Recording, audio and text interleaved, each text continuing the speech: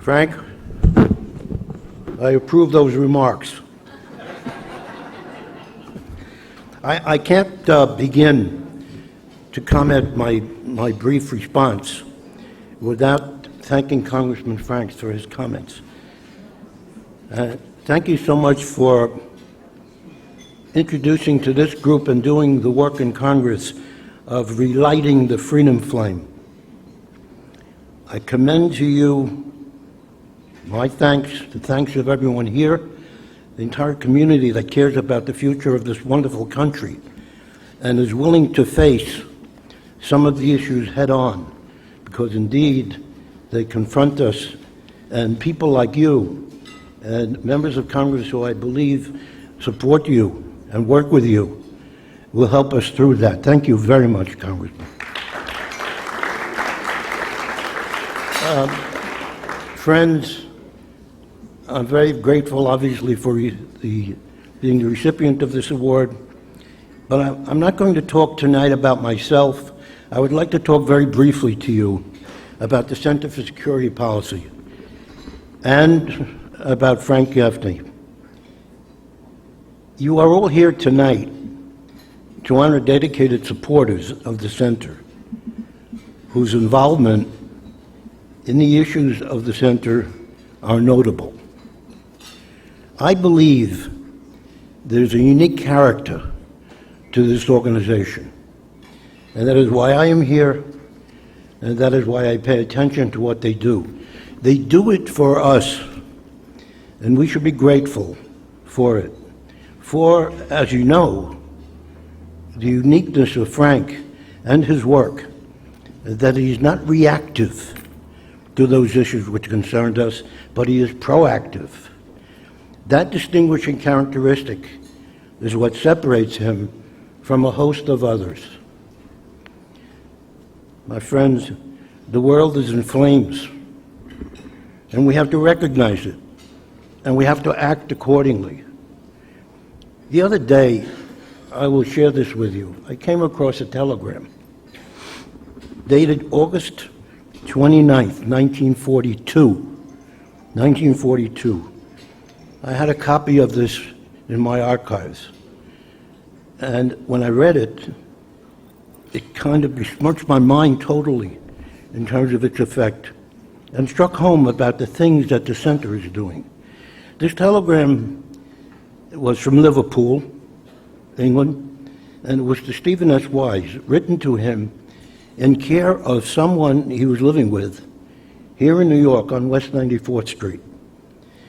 The telegram read, and I will quote it, the actual telegram, quote, "Have received through Foreign Office following message from Regner, Geneva." Stop. "Receiving alarming report that in Führer's headquarters, plan discussed and under consideration, all Jews in countries occupied or controlled Germany, numbering 3.25 to 4 million, should, after deportation and concentration in East, at one blow, exterminated to resolve once and for all Jewish question in Europe," end quote. That's the telegram. You all know what happened here.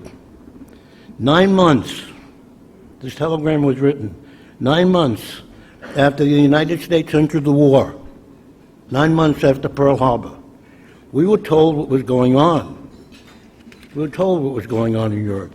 Clearly, there was no doubt of Hitler's intentions. He described them clearly in Mein Kampf, which he wrote while in prison in the 20s. Now, 73 years later, Frank Gaffney and his associates at the Center for Security Policy warn us about Sharia in the United States. They warn us about the issue of the electric grid. They warn us about the dangers attending our lack of protecting against its failure. They warn us about cyber terrorism. They warn us about counter-jihad programs and the other issues confronting us. This is all literature that they have produced after constant research, effective, professional, detailed research, and made it known. We must not only be aware of these dangers, we must take action. Sometimes with education, sometimes using effective means of protecting against their failure, and sometimes aggressive, forthright action to protect us and to prevent disaster. My friends, we are confronted with many enemies. We must recognize them.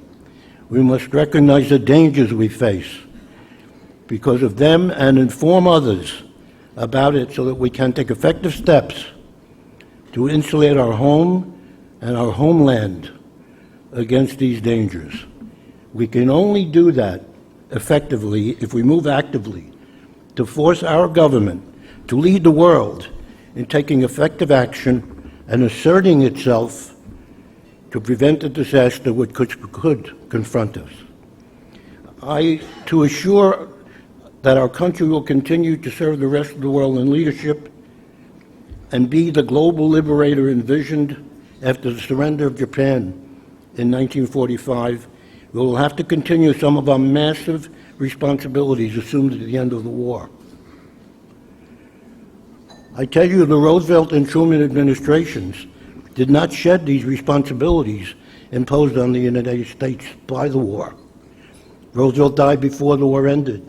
Truman continued those responsibilities and recognized the role we would have to play. They were determined to maintain their country's new status as a superpower with extensive international obligations. The global situation in 1945, my friends, was summed up by the future Secretary of State, Dean Acheson, who likened the United States, and these were his words, as the locomotive at the head of mankind. The locomotive at the head of mankind. By contrast with the rest of the world, after that war, thanks to the dedication to equality, to individualism, to free market capitalism, and above all, its democratic system of government, America had weathered the storm of the post-war years and flourished. We can continue to do that if we face the problems head on. You're all in the right place tonight. You're here and you can help the center to get the word out, to do the work. And when you leave tonight, remember the importance of supporting those who get this message. Thank you so much.